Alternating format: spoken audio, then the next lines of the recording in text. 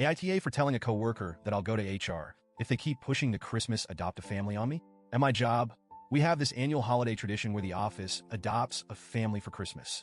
It's a program where we, as a team, come together to provide gifts for a family in need. There's a big bulletin board in the break room with cards listing specific things the family members want or need. Stuff like a toy truck for the youngest kid, a gift card for groceries for mom, or a hoodie for the teenager. People pick a card, buy the gift, and bring it in to be wrapped and delivered to the family before Christmas. On the surface, it's a nice idea. A lot of my coworkers are really into it, talking about what gifts they picked or brainstorming ideas for items that aren't on the cards. Personally, I've stayed out of it. I wasn't participating, and I wasn't planning to. I thought I could just quietly sit this one out. But apparently, my lack of involvement didn't go unnoticed. Yesterday, during lunch, one of my coworkers, let's call her Sarah, came up to me. She started with some light chit-chat, but it quickly turned into her asking if I'd picked a card off the board yet. I told her, as politely as I could, I don't celebrate Christmas. I figured that would be the end of it, but no, she wasn't letting it go that easily. Sarah raised an eyebrow and said, "It doesn't matter if you celebrate or not. It's about giving back to those in need. Everyone should be doing their part." Now, I'd been having a rough morning already, so her tone was grating. I tried to keep my cool, though. I just said, "I understand, but I'm not participating this year." Apparently, that wasn't a good enough answer for her. She started pushing harder, saying things like, "It's just one small thing. You could pick the cheapest item on the board. And why wouldn't you want to help a family in need?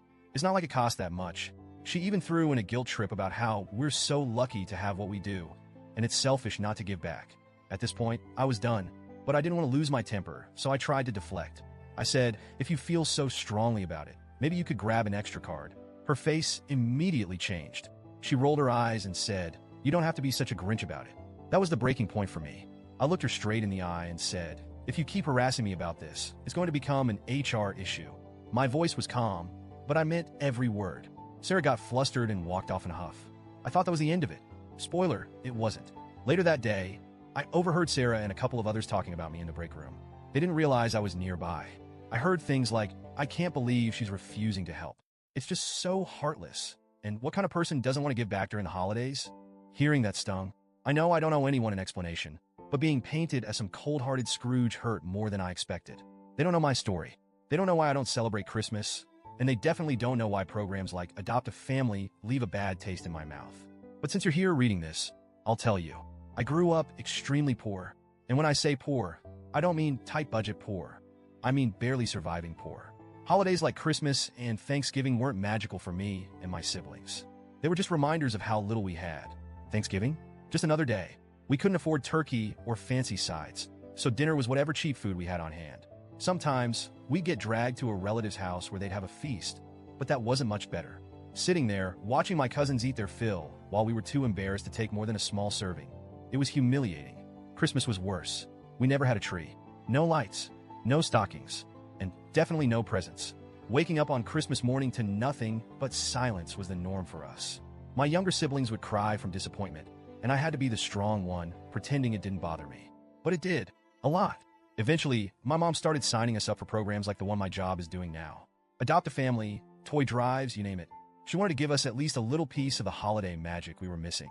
But year after year, no one ever came through for us.